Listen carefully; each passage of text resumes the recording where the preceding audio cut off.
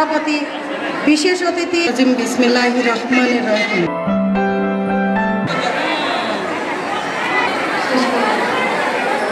রাজনীতি করতে পারি মহিলা দলের সভাপতি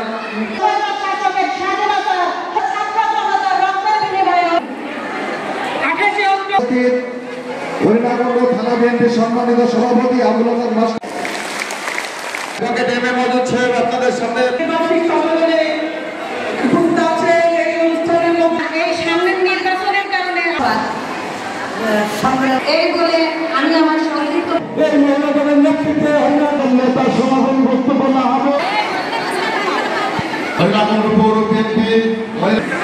সবার প্রতি সভাপতি বিশেষ অতিথি বিসমিল্লাহির রহমানির রহিম।